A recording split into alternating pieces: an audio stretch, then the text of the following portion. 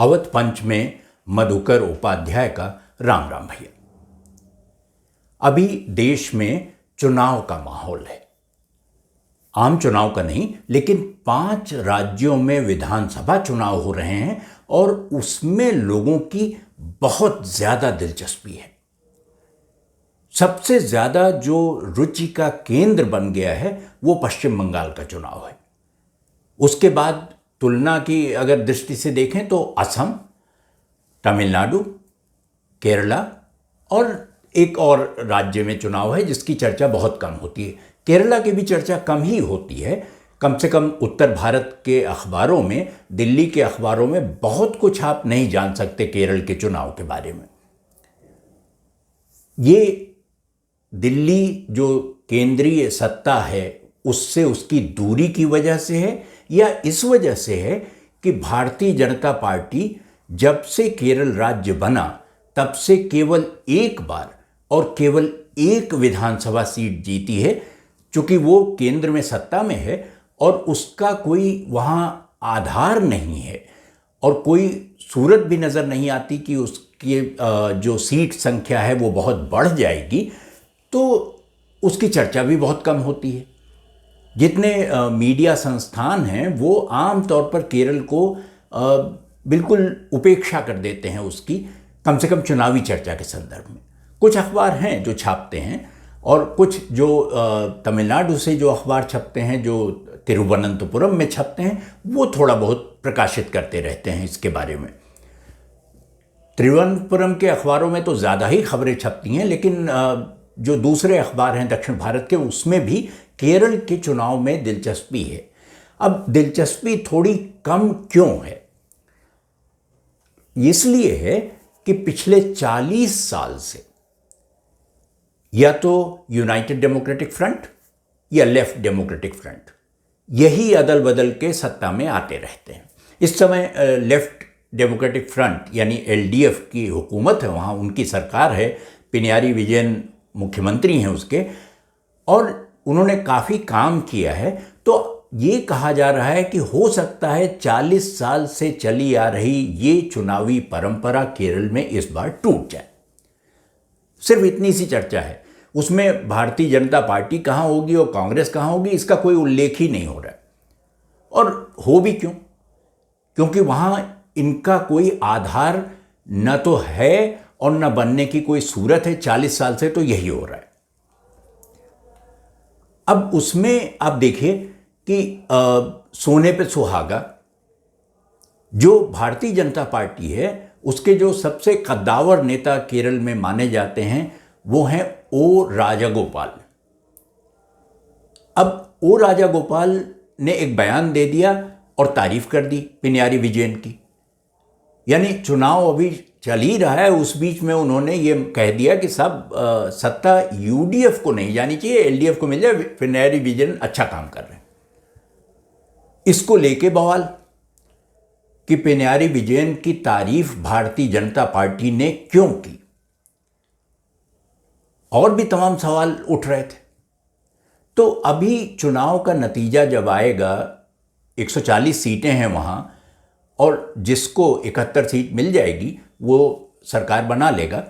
तो ये तो एक ही बार में मतदान होना है सभी सीटों पर, और जैसे ही वो चुनाव के नतीजे आएंगे साफ हो जाएगा। इसलिए मेरा जो आज की चर्चा का केंद्र है वो ये नहीं है कि यूडीएफ होगी कि एलडीएफ होगी, कि वो परंपरा टूटेगी कि नहीं टूटेगी, कि भारतीय जनता पार्टी एक सीट जो नेमोम की उसके पास थी राजगोपाल की, वो बचा पाएगी कि नहीं, और अगर बचा लेगी तो क्या उसमें कुछ थोड़ा बहुत सुधार भी कर सकेगी। भारतीय जनता पार्टी को 6%, 7%, 12% ऐसे ही मत मिलते रहे। एक बार बहुत मिला था तो 15% के आसपास वोट मिल गए थे भारतीय जनता पार्टी को। तो वो प्रश्न बिल्कुल अलग। ओ राजगोपाल ने एक इंटरव्यू दे दिया। एक संवाददाता उनके पास पहुंचे और उन्होंने पिनयारी विजयन ने की जो उन्होंने प्रशंसा की उस पर प्रश्न पूछ लिया, और ये भी पूछा कि भारतीय जनता पार्टी जो विश्व की सबसे बड़ी राजनीतिक पार्टी है, कहती भी है अपने आप को, वो केरल में अपना आधार बढ़ा क्यों नहीं पा रही है? केरल में उसका विस्तार उस तरह क्यों नहीं हो रहा है जैसा उत्तर भारत के राज्यों में हुआ, यहां तक कि पूर्वोत्तर क्षेत्र में भी हुआ। राजगोपाल बहुत ही वरिष्ठ नेता हैं, केंद्र में मंत्री रहे हैं अटल बिहारी वाजपेयी की सरकार में, और वो उनकी उम्र भी बहुत है। इस बार वो चुनाव नहीं लड़ रहे हैं, 93 साल के हैं।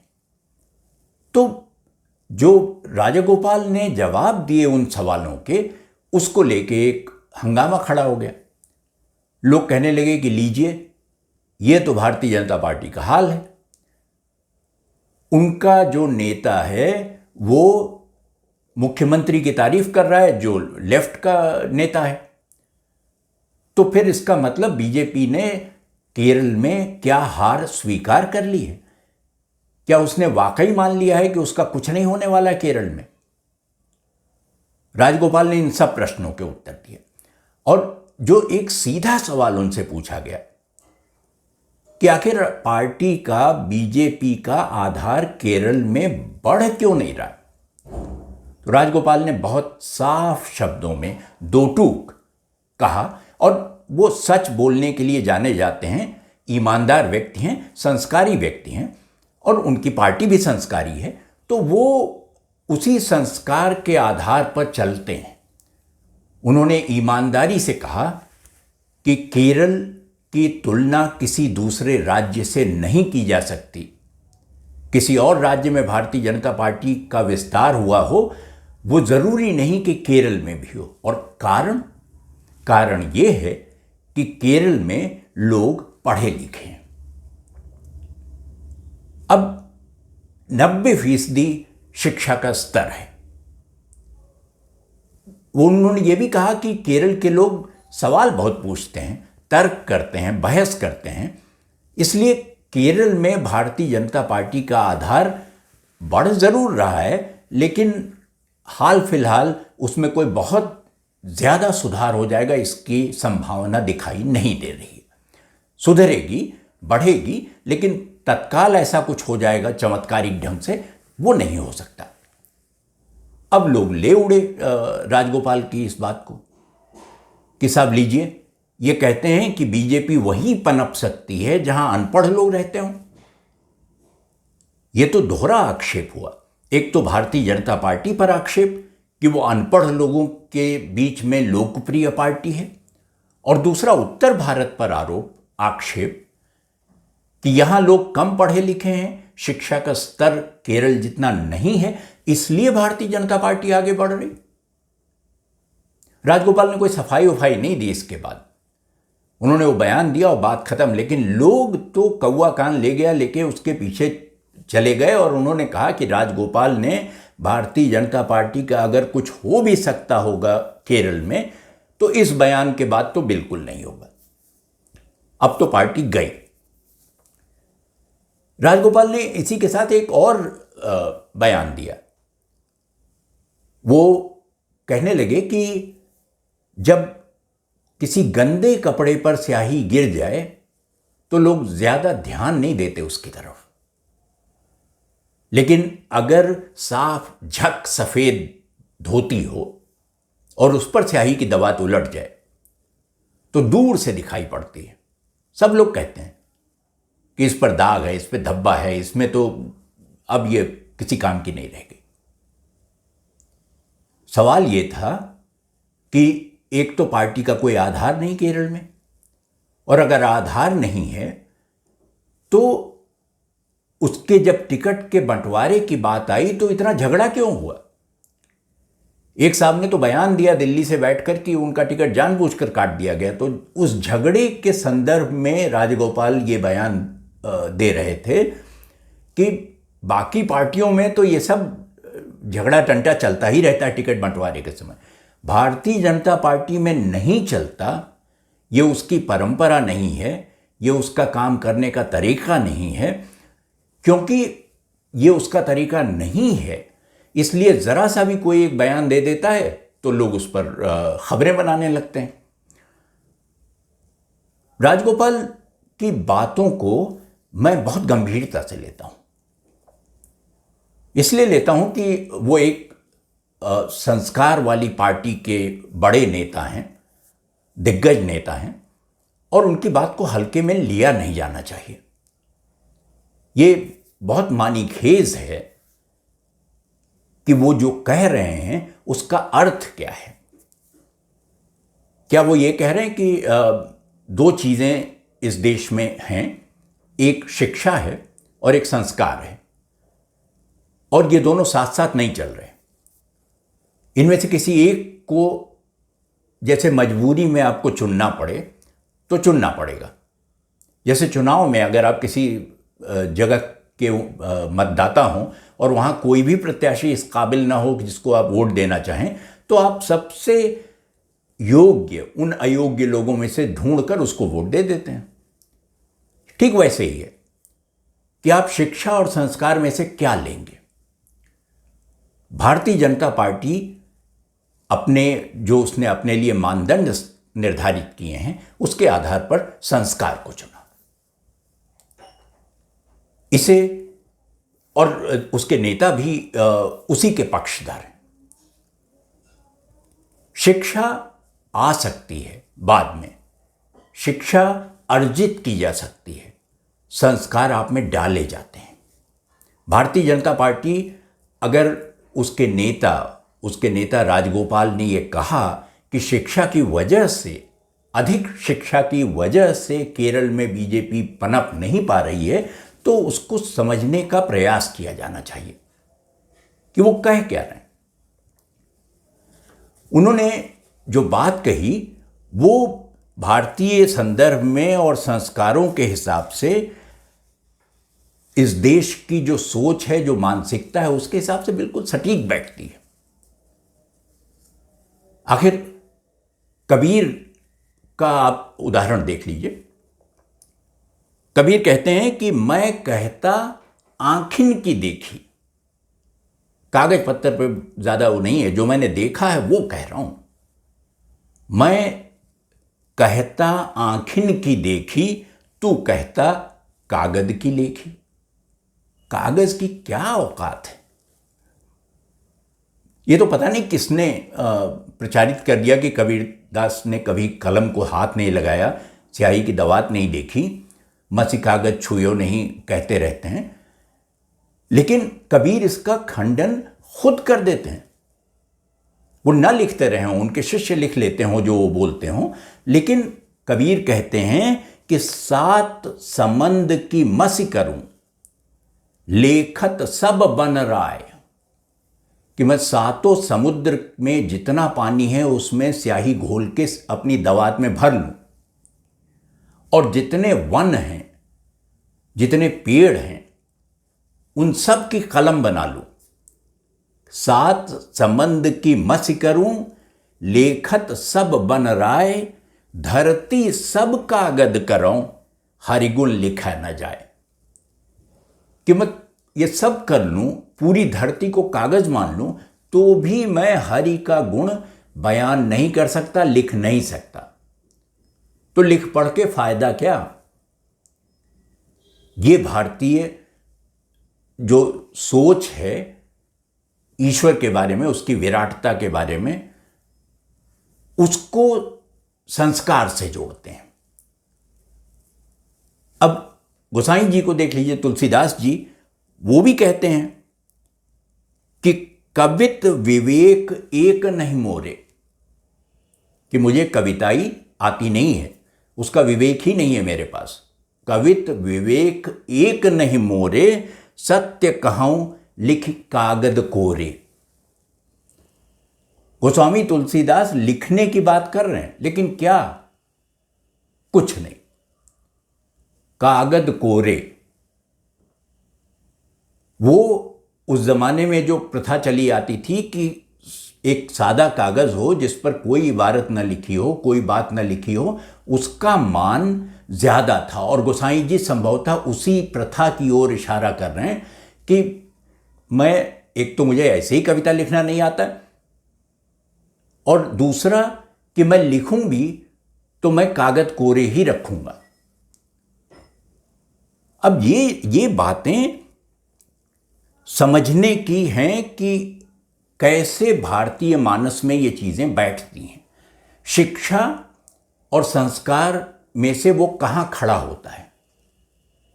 और भारतीय जनता पार्टी जनता की नस बहुत अच्छी तरह पहचानती है, नब्ज पर हाथ है उसका, पकड़ लेती है कि यही सोच है और यही दिशा होनी चाहिए अगर पार्टी को आगे बढ़ना है। अब पंजाब के इलाके में बुल्ले शाह थे, तो बुल्ले शाह भी इससे अलग कोई बात नहीं कर रहे थे। वो तो कह रहे थे कि पढ़ पढ़ इल्म हजार किताबां, कदी अपने आप नू पढ़िया नहीं।